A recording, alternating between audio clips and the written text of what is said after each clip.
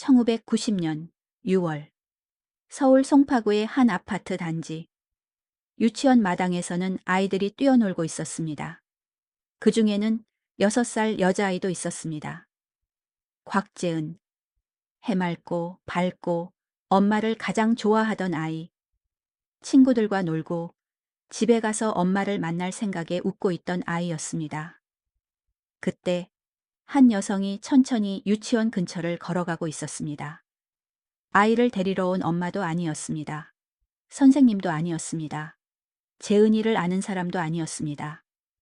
잠시 뒤 그 여성은 혼자 놀고 있던 재은이에게 다가갔습니다. 그리고 부드러운 목소리로 물었습니다. 너 이름이 뭐니? 아이는 아무 의심 없이 대답했습니다. 곽재은이요? 그 순간 재은이는 몰랐습니다. 자신의 이름을 알려준 그 짧은 순간이 인생 마지막 평범한 순간이 될 거라는 것을, 그리고 그 여성 역시 자신이 만들어온 거짓 인생의 끝이 어디를 향해 가고 있는지 알지 못했습니다. 그 여성의 이름은 홍순영. 그녀는 처음부터 유괴범이 아니었습니다. 처음부터 살인자도 아니었습니다. 그 시작은 대학 입시에 실패한 한 젊은 여자의 거짓말이었습니다. 하지만 그 거짓말은 또 다른 거짓말을 만들었습니다. 그리고 또 다른 거짓말을 만들었습니다. 결국 그 끝에는 아무 관련 없는 6살 아이의 죽음이 있었습니다. 오늘의 이야기는 곽재은 유괴살인 사건, 그리고 한 사람의 거짓 인생이 어떻게 한 아이의 시간을 멈추게 만들었는지에 대한 이야기입니다.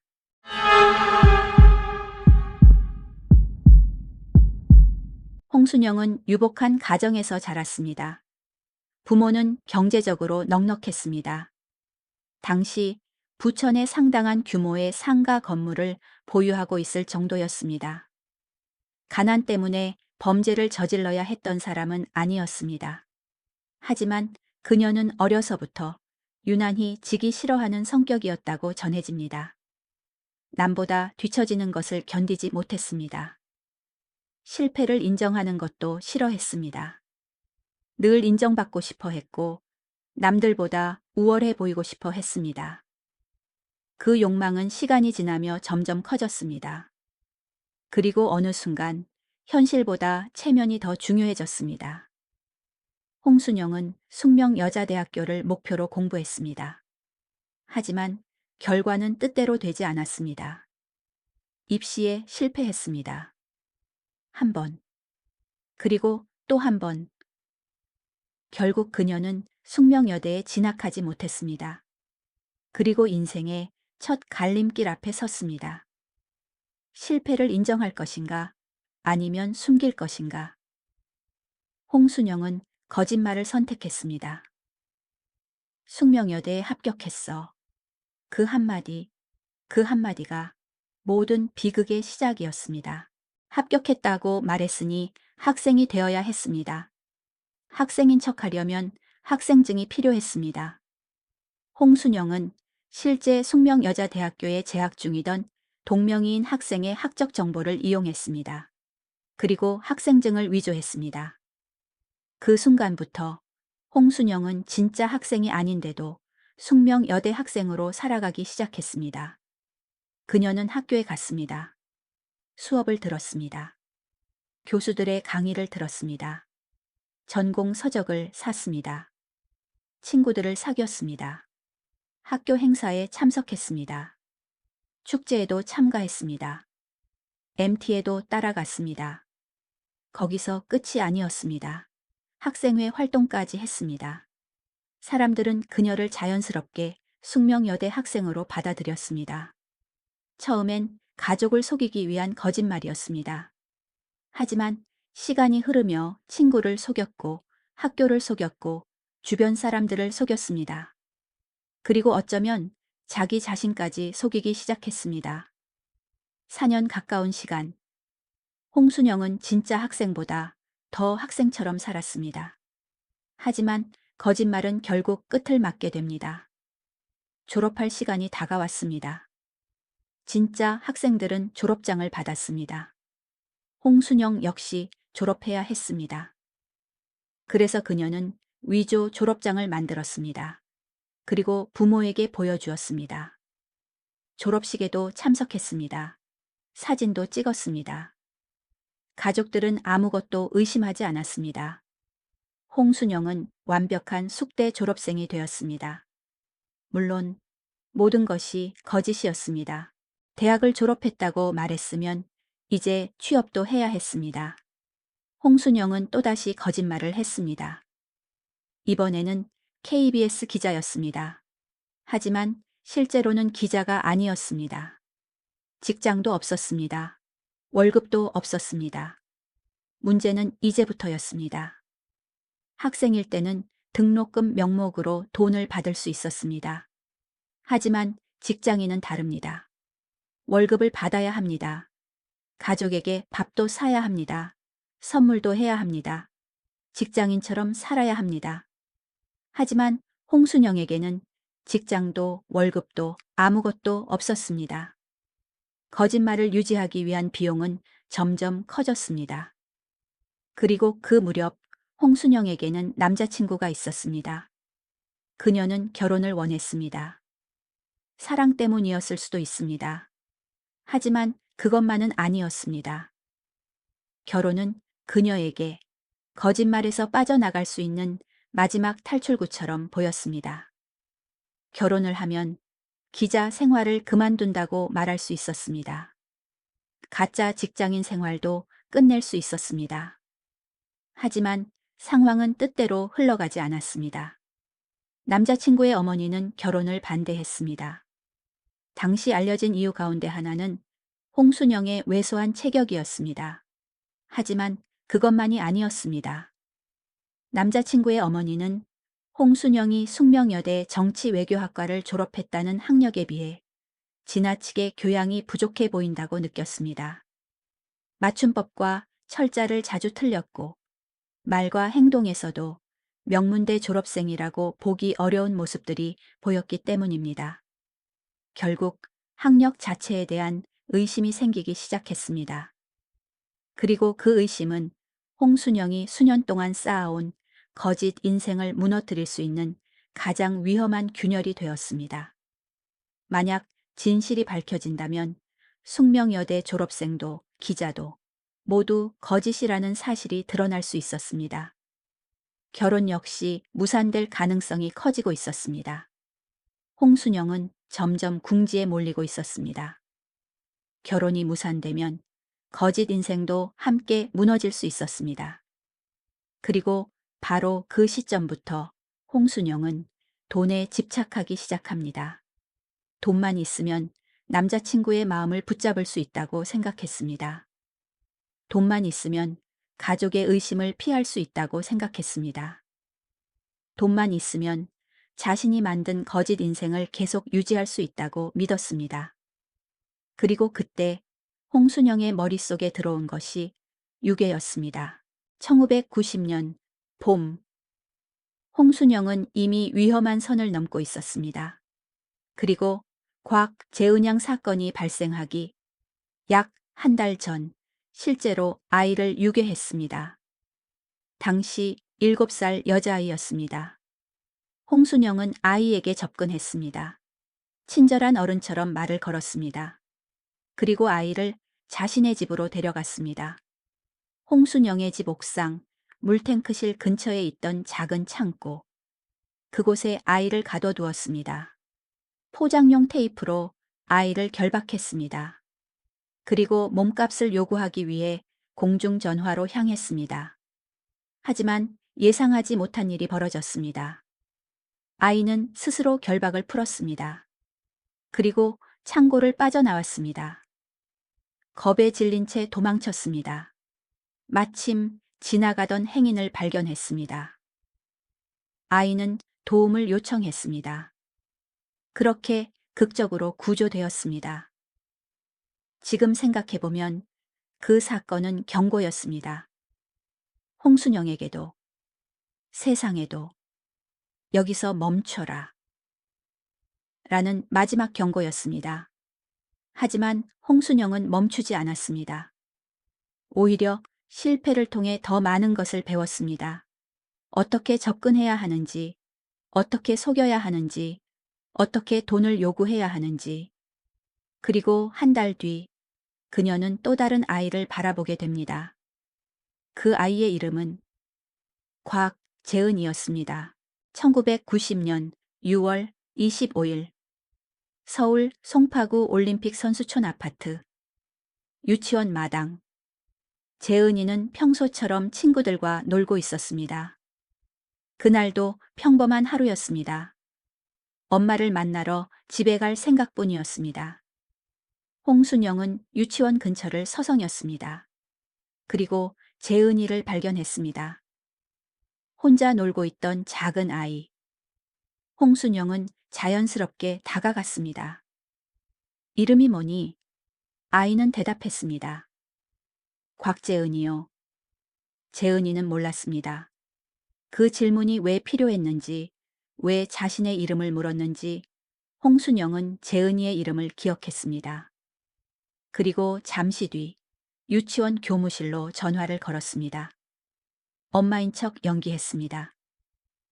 아이 이름을 말했습니다. 재은이가 다니는 반도 알고 있는 것처럼 이야기했습니다. 담임교사는 의심하지 않았습니다. 아이를 잘 아는 사람이라고 생각했습니다. 그리고 재은이를 조기 하원시켰습니다. 재은이는 선생님 말을 믿었습니다. 엄마가 보냈다고 믿었습니다. 그리고 유치원을 나섰습니다. 그것이 재은이가 가족과 함께한 마지막 시간이었습니다. 정고가 되어도 재은이는 집에 오지 않았습니다. 엄마는 불안했습니다. 혹시 친구 집에 갔을까? 잠시 다른 곳에 들렀을까? 하지만 시간이 지나도 연락이 없었습니다. 결국 유치원으로 향했습니다. 그리고 선생님에게 물었습니다. 재은이 못 보셨어요? 선생님은 이상하다는 듯 되물었습니다. 어머니, 아까 전화하셔서 재은이 보내달라고 하셨잖아요. 그 순간 엄마의 얼굴이 굳어졌습니다. 제가요? 저 그런 전화 안 했는데요. 순간 모든 것이 멈췄습니다. 선생님도, 엄마도. 무언가 끔찍한 일이 벌어졌다는 것을 직감했습니다. 엄마는 재은이를 찾아 헤맸습니다. 주변을 수소문했습니다. 친구들에게 연락했습니다. 하지만 재은이는 어디에도 없었습니다. 오후 5시 경찰에 유괴 신고가 접수됐습니다. 그리고 가족의 악몽이 시작됐습니다. 하지만 가족은 몰랐습니다. 그 시각 재은이에게 무슨 일이 벌어졌는지. 홍순영은 재은이를 데리고 숙명여자대학교로 향했습니다. 그리고 음악대학 건물 뒤편 물탱크실 주변의 좁은 파이프 덕트 공간으로 들어갔습니다. 사람들의 눈이 닿지 않는 곳, 아이가 도움을 요청해도 쉽게 들리지 않는 곳. 그곳에서 재은이는 집에 보내달라고 울었습니다. 엄마를 찾았습니다. 집에 가고 싶다고 말했습니다. 하지만 홍순영은 돌려보내지 않았습니다. 유괴한 지 몇 시간도 지나지 않은 그날 오후. 홍순영은 재은이를 살해했습니다. 그리고 시신을 파이프 덕트 안쪽에 숨겼습니다. 재은이의 삶은 그곳에서 멈춰버렸습니다. 하지만 홍순영은 또 다른 거짓말을 준비하고 있었습니다. 다음 날 1990년 6월 26일 곽재은 양의 집으로 전화가 걸려왔습니다. 젊은 여성의 목소리였습니다. 재은이를 데리고 있다. 신고하지 말고 5천만 원을 준비해라. 부모는 희망을 가졌습니다. 재은이가 살아있다고 믿었습니다. 살아만 있다면 무슨 일이든 할 수 있었습니다. 돈도 마련할 수 있었습니다. 그것이 부모였습니다. 하지만 홍순영은 알고 있었습니다. 재은이가 이미 돌아올 수 없다는 것을. 그녀는 아이가 살아있는 것처럼 말했습니다. 그리고 돈을 요구했습니다. 여기서도 거짓말은 계속됐습니다. 홍순영이 알려준 계좌명예 역시 자신이 수년 동안 도용해왔던 숙명여대 동명이인 학생의 이름이었습니다. 그녀는 대학 생활도 학생증도 계좌도 모두 다른 사람의 이름을 이용했습니다. 마치 타인의 인생을 빌려 자신의 인생처럼 살아온 사람 같았습니다. 재은이 부모는 돈을 보냈습니다. 첫날 500만 원, 다음 날 1,800만 원, 총 2,300만 원. 아이를 살릴 수 있다면 그보다 더 많은 돈도 보냈을 것입니다. 하지만 부모는 몰랐습니다. 그 돈이 이미 세상을 떠난 아이를 위해 보내지고 있다는 사실을. 그것이 이 사건에서 가장 잔인한 부분 중 하나였습니다. 경찰은 움직였습니다. 계좌를 추적했습니다. 은행마다 형사들을 배치했습니다. 서울 시내 곳곳에 잠복이 시작됐습니다. 그리고 6월 29일 드디어 움직임이 포착됐습니다. 현금 인출 기록. 홍순영은 추적을 피하려고 여러 ATM을 이용했습니다. 하지만 완벽하지는 않았습니다. 명동 롯데백화점 내 은행 ATM. 그곳에서 현금을 인출했습니다. 형사들은 움직였습니다. 여성 한 명이 ATM을 떠났습니다. 그리고 을지로 입구역 방향으로 걸어갔습니다. 형사들은 직감했습니다. 저 사람이다. 잠복하던 형사들은 뒤를 밟았습니다. 그리고 마침내 홍순영을 체포했습니다. 23세. 왜소한 체구의 여성. 하지만 그녀는 대한민국을 충격에 빠뜨린 유괴 살인 사건의 범인이었습니다. 체포된 뒤에도 홍순영은 거짓말을 했습니다. 공범이 있다고 주장했습니다. 남자친구를 공범이라고 지목했습니다. 하지만 그것도 거짓말이었습니다. 경찰의 추궁 끝에 홍순영은 결국 입을 열었습니다. 숙명여대에 있습니다. 재은이가 그곳에 있습니다. 그 순간 형사들은 가장 두려워했던 사실을 직감했습니다. 그리고 숙명여대로 향했습니다. 홍순영의 진술을 들은 경찰은 곧바로 숙명여자대학교로 향했습니다. 그리고 그녀가 가리킨 장소를 수색했습니다. 음악대학 건물 뒤편, 물탱크실 주변, 좁은 파이프 덕트 공간, 사람들의 눈이 쉽게 닿지 않는 곳. 그곳에서 경찰은 재은이를 발견했습니다. 실종 신고가 접수된 지 나흘 만이었습니다. 가족들은 끝까지 희망을 놓지 않았습니다. 혹시 살아있을지도 모른다고. 혹시 다시 품에 안을 수 있을지도 모른다고. 혹시 범인이 거짓말을 하고 있는 것일지도 모른다고. 하지만 기다리고 있던 것은 가장 잔인한 현실이었습니다. 유치원에서 엄마를 기다리던 6살 아이. 친구들과 뛰어놀던 아이. 내일도 평범한 하루를 보낼 거라 믿었던 아이. 재은이는 집으로 돌아오지 못했습니다. 그리고 국민들은 묻기 시작했습니다. 도대체 왜 이런 일이 벌어진 것일까? 수사가 진행되면서 사람들이 알고 있던 홍순영의 모습은 하나씩 무너져 내렸습니다. 숙명여대생. 아니었습니다. 정치외교학과 학생. 아니었습니다. KBS 기자. 그것도 아니었습니다. 수년 동안 쌓아 올린 인생 자체가 거짓이었습니다. 입시에 실패했습니다. 하지만 합격했다고 말했습니다. 학생이 아니었습니다. 하지만 학생 행세를 했습니다. 졸업하지 않았습니다. 하지만 위조 졸업장을 만들었습니다. 기자가 아니었습니다. 하지만 기자라고 말했습니다. 심지어 자신이 도용했던 숙명여대 동명이인 학생의 이름을 유괴 자금을 받기 위한 계좌 명의에도 사용했습니다. 홍순영은 단순히 거짓말을 한 사람이 아니었습니다. 다른 사람의 삶을 빌려 자신의 인생처럼 살아온 사람이었습니다.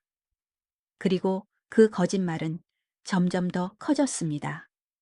처음에는 대학 입시 실패를 숨기기 위한 거짓말이었습니다.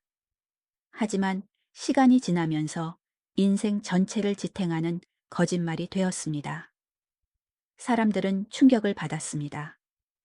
어떻게 4년 가까운 시간 동안 이렇게 완벽하게 속일 수 있었을까? 어떻게 학생회 간부 활동까지 하면서 가짜 대학생으로 살아갈 수 있었을까? 하지만 그것은 홍순영이 만든 세상이었습니다. 그리고 그 거짓말의 끝에는 곽재은이라는 아이가 있었습니다. 사건 이후 많은 전문가들이 홍순영의 삶을 분석했습니다. 그리고 여러 방송과 기사에서는 홍순영을 대표적인 리플리 증후군 사례 가운데 하나로 언급하기도 했습니다. 리플리 증후군. 현실의 자신을 인정하지 못한 채 허구의 인물을 만들어 살아가는 심리 현상을 말합니다. 물론 홍순영이 공식적으로 리플리 증후군 진단을 받은 것은 아닙니다. 그래서 단정할 수는 없습니다. 하지만 전문가들은 공통된 특징을 발견했습니다. 실패를 인정하지 못한 점, 존재하지 않는 성공을 만들어낸 점, 그 거짓된 삶을 유지하기 위해 점점 더 큰 거짓말을 반복한 점, 그리고 결국 범죄라는 선택까지 하게 된 점. 하지만 중요한 것은 어떤 심리 분석도, 어떤 설명도 재은이에게 벌어진 일을 정당화할 수는 없다는 것입니다. 설명은 가능할지 몰라도 변명은 될 수 없습니다. 재판이 시작됐습니다. 홍순영은 눈물을 흘렸습니다. 스스로 사형을 언급하기도 했습니다. 사형을 시켜달라는 취지의 행동과 발언도 있었습니다. 많은 사람들은 그녀가 자신의 죄를 인정하고 있다고 생각했습니다. 하지만 재판이 진행되면서 또 다른 모습이 나타났습니다. 1심에서 사형이 선고됐습니다. 그러자 홍순영은 항소했습니다. 항소가 기각되자 이번에는 상고했습니다. 형이 너무 무겁다는 이유였습니다. 결국 대법원은 1991년 9월 13일 사형을 확정했습니다. 처음에는 죽여달라고 했던 사람. 하지만 정작 사형이 현실이 되자 그 형을 피하기 위해 법적 절차를 이어갔습니다. 그리고 3달 뒤 마지막 순간이 찾아왔습니다. 1991년 12월 18일 서울구치소. 홍순영은 사형장으로 향했습니다. 그녀는 예상하지 못한 듯 했습니다. 교도관은 마지막으로 물었습니다. 유언을 남기겠느냐고. 종교위원도 물었습니다. 마지막으로 하고 싶은 말이 없느냐고. 하지만 홍순영은 계속 울기만 했습니다. 통곡했습니다. 고개를 저었습니다. 끝내 피해자 가족에게 남긴 마지막 말도 없었습니다. 재은이에게 남긴 마지막 사죄도 없었습니다. 그렇게 24살의 홍순영은 형장의 이슬로 사라졌습니다. 이후 시신은 경기도 파주시 광탄면에 있는 천주교 나사렛공원 묘역에 안장됐습니다. 그리고 세상은 이 사건을 조금씩 잊어가기 시작했습니다. 하지만 잊혀져서는 안 되는 이름이 있었습니다. 재은이는 6살이었습니다. 유치원에 다니던 아이였습니다. 엄마를 가장 좋아하던 아이였습니다. 친구들과 뛰어놀고 집에 가서 오늘 있었던 일을 이야기하고 내일도 평범하게 하루를 보낼 예정이었던 아이였습니다. 만약 그날 이름을 묻는 낯선 사람을 만나지 않았다면 지금은 어떤 모습이었을까요? 좋아하는 사람을 만나 결혼했을 수도 있습니다. 아이를 키우고 있었을 수도 있습니다. 평범하지만 소중한 하루를 살아가고 있었을지도 모릅니다. 하지만 그 모든 가능성은 6살 여름에 멈춰버렸습니다. 한 사람의 거짓말은 입시 실패를 숨기기 위한 작은 거짓말에서 시작됐습니다. 하지만 그 거짓말은 점점 커졌고 결국 아무 잘못도 없는 한 아이의 삶을 빼앗았습니다. 홍순영의 거짓 인생은 끝났습니다. 하지만 그 대가는 끝나지 않았습니다. 그래서 우리는 곽재은이라는 이름만 기억하는 것이 아닙니다. 재은이의 시간이 왜 멈춰버렸는지를 기억해야 합니다. 한 사람의 거짓말이 어디까지 사람의 삶을 무너뜨릴 수 있는지, 그리고 그 끝에 아무 잘못 없는 한 아이가 있었다는 사실을 기억해야 합니다. 6살 곽재은. 재은이의 시간은 그날 멈추면 안 됐습니다.